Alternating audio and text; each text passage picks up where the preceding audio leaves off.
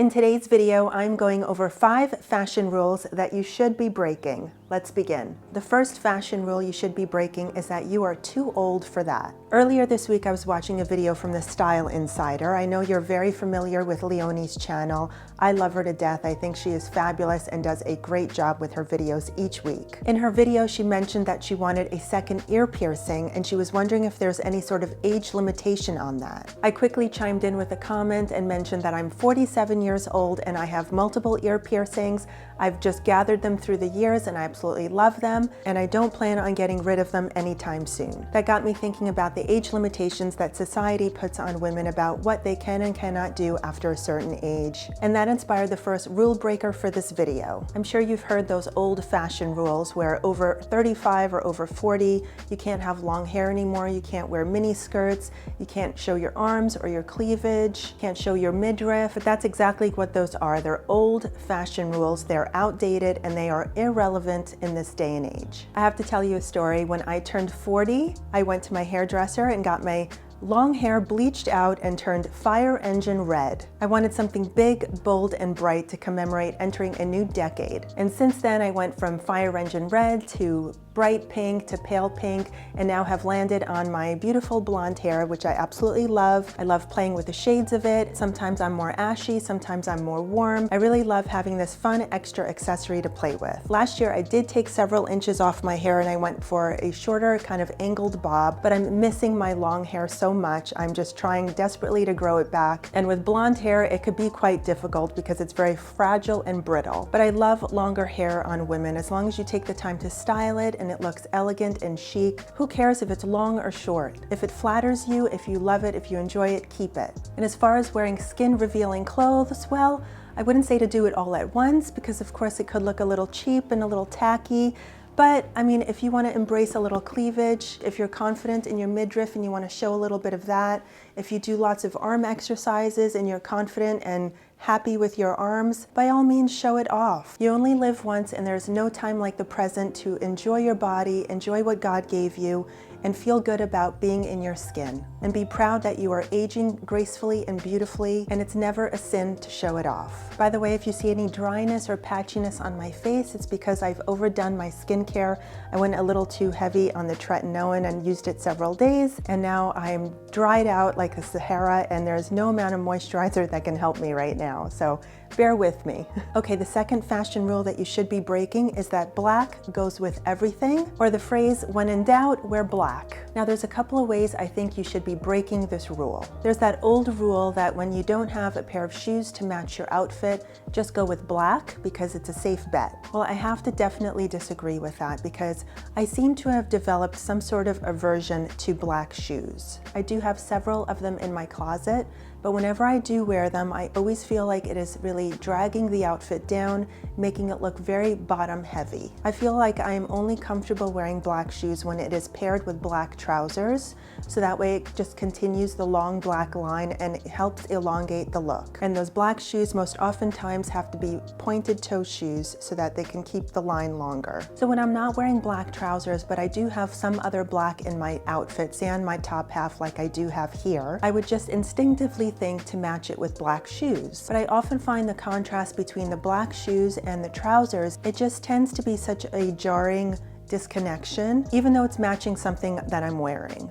I tend to feel most that way when it comes to a black closed-toe shoe. So those black ballet flats that are so on trend right now for the season, I do have a pair and I've worn them several times, but the fact that I've been wearing them so much and with so many outfits has really started to change my mind about them, not about ballet flats per se, but more so about the black shoe. I think I'm more inclined, rather than wearing a black flat shoe, to wear a black heel or something that is more strappy, revealing a little bit more of your skin. A black heel at least looks a little lighter because it's lifting you up off the ground and showing a little bit of the ground around you rather than just solid black. And of course, something strappy shows a little bit of your skin and helps kind of break up all that black down there. I've also seen this a lot with occasion wear or with dresses where women are wearing a beautiful dress and they don't have a pair of shoes to match with it, so they opt for a pair of black pumps or black shoes to finish off the look. Again, this presents something very heavy and blocky and dark and very stark on the bottom, and it kind of just drags your entire outfit down. Going for a nude option in this case keeps the focus on the dress and keeps it off your shoes so that they're not competing with each other. Another way you should avoid black is when wearing something colorful. I mentioned this in my previous video where I'm wearing a pair of red trousers,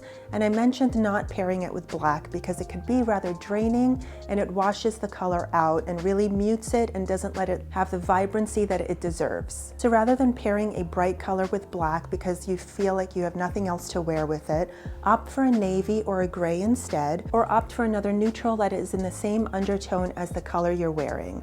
So if you're wearing a cool color like a blue or a green, opt for a cool neutral, and the same goes for a warm color like red, orange, or yellow. Another great way to wear color is to consider a tonal look where you wear the same color head to toe but just in different variations and different shades. These are all great ways to wear color while avoiding black. Another fashion rule I think is okay to break is not wearing all loose pieces at the same time. Now I realized I was breaking this rule when on a recent video, a viewer called me out for wearing 2 loose pieces together at the same time. I was wearing a relaxed button-down shirt and a pair of pleated loose trousers. But I was told that I was breaking a rule because I was not wearing something tight on top with something loose on the bottom. I know that's a style rule that we all like to adhere in order to make our outfits look very chic and elegant and to avoid looking frumpy. A button-down shirt and a pair of trousers is a classic, timeless combination. 2 tailored items like these pieces can definitely go together, breaking that loose on loose rule. As long as you are doing things to emphasize your shape, for example, pulling up your sleeves to show your wrist, I've mentioned that numerous times as a definite style do. Showing a little décolletage and wearing maybe an extra button open, maybe not to show cleavage, but just to show a little bit more of your neck area. And of course, tucking in, which is a key component to showing your waistband and showing your shape.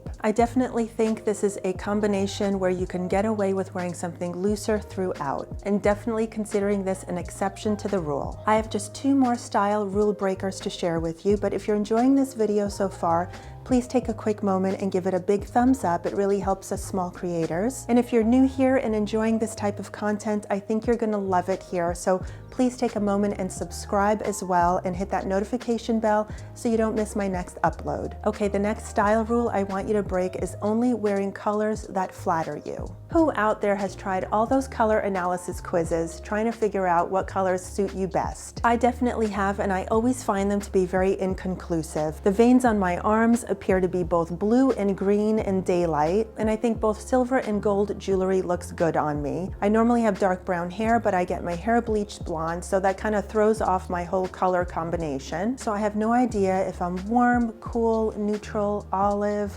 Am I a winter? Am I an autumn? I'm really not sure, but I do love wearing color. Not all the time, but I do love injecting it into my outfits on occasion. Last year, I bought this fabulous green suit and I felt incredible in it. I thought it looked so good on me, but at the end of the day, I ended up returning it because I was unsure if the color actually looked good on me. Reason being is because I kind of thought I was more on the warm side, and of course green, Kelly green could be a very cool color, or maybe that's more of a neutral. See, I really am not sure.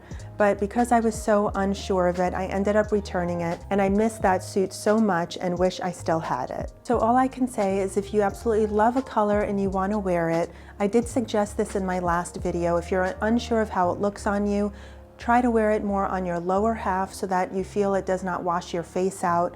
But if you want to wear it on your upper half and you might feel it's washing your face out, maybe put a little bronzer on, a little more blush, maybe a stronger lip, define your eyes a little bit more. Do something a little extra to just give yourself a little more pop if you feel like you're washing yourself out. But I don't think you should avoid wearing a color just because it may not work with your color analysis. This next rule might not be something you break in the immediate future, but maybe somewhere down the line. And that is the rule of not wearing something because it doesn't go with your personal style. All I can say is never say never. One's personal style is ever evolving. It could change due to your lifestyle, your age, where you are in life, or your taste just changes over time. What might not appeal to you now might appeal to you in the future, and vice versa. What might not have appealed to you years ago is something that you wear on repeat now. And that is definitely the case for me. I've even said it here on my channel. If you scroll back to some of my older videos, I had completely sworn off white sneakers, or sneakers in general, just thinking that they're more appropriate for the gym, that I would never be seen wearing them outside of the gym or wearing them as part of my commute. I used to work in Manhattan. I'd take the train into the city and then walk to my office, and I'd wear sneakers walking to the office. So I guess somehow I always just paired sneakers with something more active rather than something fashionable. But now I own multiple pairs of sneakers. I wear them almost on a daily basis and I enjoy them immensely. I used to feel the same way about leggings. I only associated them with gym wear and I refused to wear them in my real life. But of course that has changed now, and I love wearing them with big boxy blazers, and I just love how that looks. And speaking of blazers, again, that was also an item that I completely swore off. I felt like it was so workwear appropriate and just definitely not something that I felt comfortable incorporating into my everyday looks. But now I own multiple blazers. It's the perfect third piece that I use to finish most of my outfits.